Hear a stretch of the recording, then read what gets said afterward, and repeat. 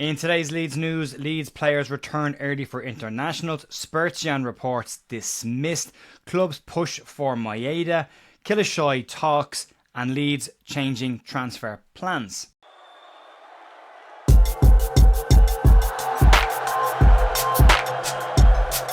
Morning folks, welcome back to The View. Friday the 30th of May with your Leeds United news. Got my days all wrong yesterday. I was convinced it was Wednesday and it was Thursday, but here we are on a Friday. First thing to do today is to congratulate Luke Humphries on winning the Premier League darts. A fantastic year for all Leeds related stuff.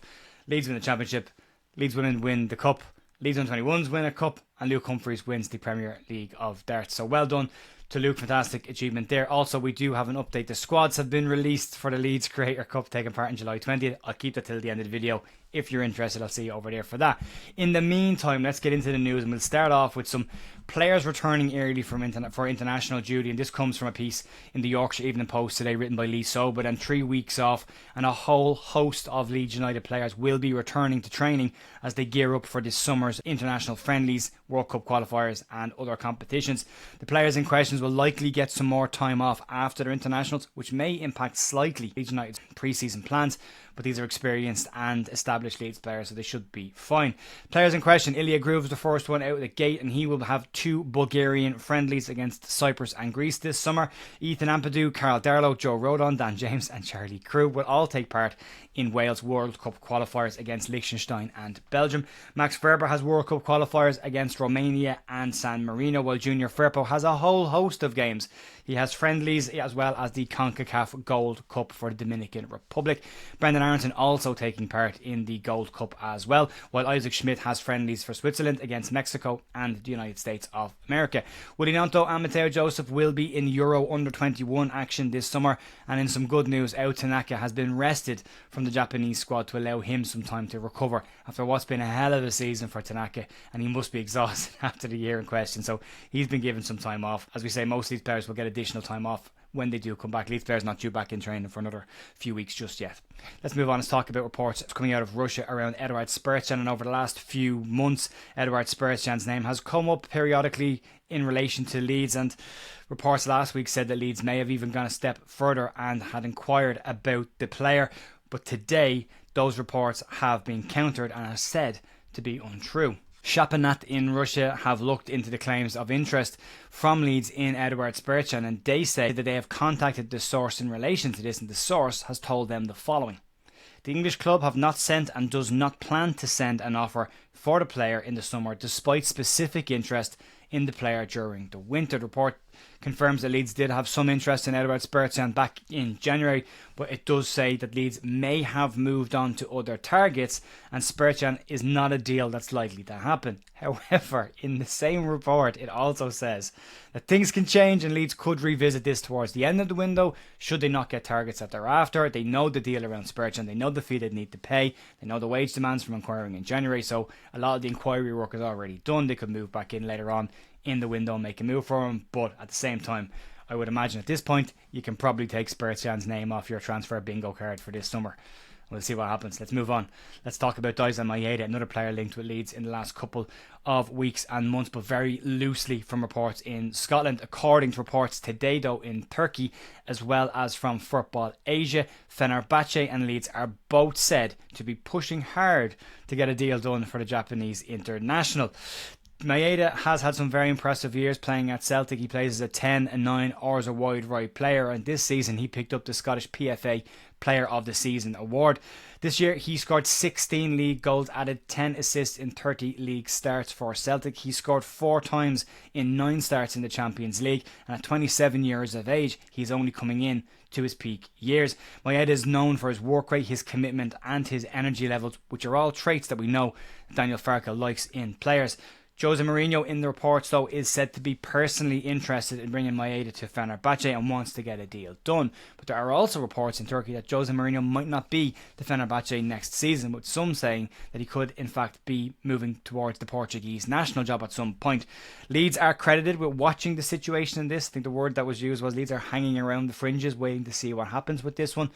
But I think again, if Leeds are looking for higher quality players. It's a bit of a gamble come from Scotland. I personally like Maeda. I think he's a very good player. I think he's a very committed player. I think Leeds fans would like him very much if he was to come down from Scotland, but we'll keep an eye and we'll see what happens with that one. Let's move on. Let's talk about a young attacker that's been linked with Leeds in the last couple of weeks, and that's Besiktas attacker Semih Kilicsoy, and he keeps being mentioned with Leeds United in the Turkish media. And the Besiktas forward is expected to move away from the club this summer, and according to Turkish outlet Fanatic, they report that negotiations between Leeds and Besiktas are expected to accelerate in the coming days. The report points out that Besiktas would prefer to loan the player out this season, but that their hand could be forced on the situation. Turkish pundit Sedir Saradag has urged Kilicsoy to leave Besiktas and said recently that Semih Kilicsoy should leave because the longer he stays in Besiktas, the more that they will wear him out. Kilicsoy had a pretty tough season this year in Turkey on the back of what was an incredibly impressive season the year before, and Saradag has put some of that on the Turkish club's doorstep. It'd be an interesting one to keep an eye on. Some have disagreed with me on this one, which is always fine. I personally think if Leeds were bringing Kilicsoy in, he goes into the under-21 side for a year to adapt to the league and to get last season out of his system. Others think he would come in as a first choice striker. I think he's of a young enough age where he would be an under-21 player, and Leeds are looking to restock that under-21 side for next season's Premier League 2 campaign and give them a chance to blood somebody before they bring them into the first team as well. So for me, Kilicsoy is a future prospect, if anything at all. But unlikely to happen, I think. We'll keep an eye on it. We'll see what happens. Let's move on and talk about Leeds' transfer plans and policy this summer, as a change seems to be muted from the press.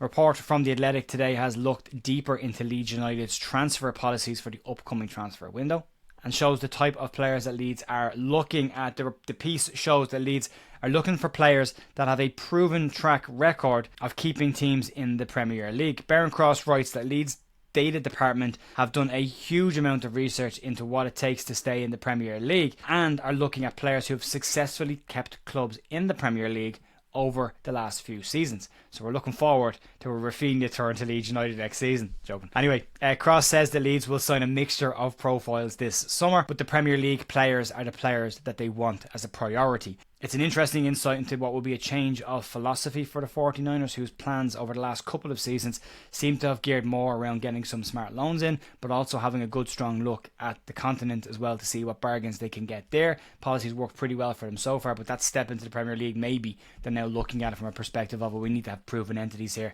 and I don't disagree with that policy at all. I think some smart moves either side of that fence, getting a couple of good, talented players from the continent, relatively cheap, and then adding to that a bit of experience in the Premier League as well, will go an awful long way to helping Leeds stay up there next year and, to use the word, establish themselves as a Premier League club.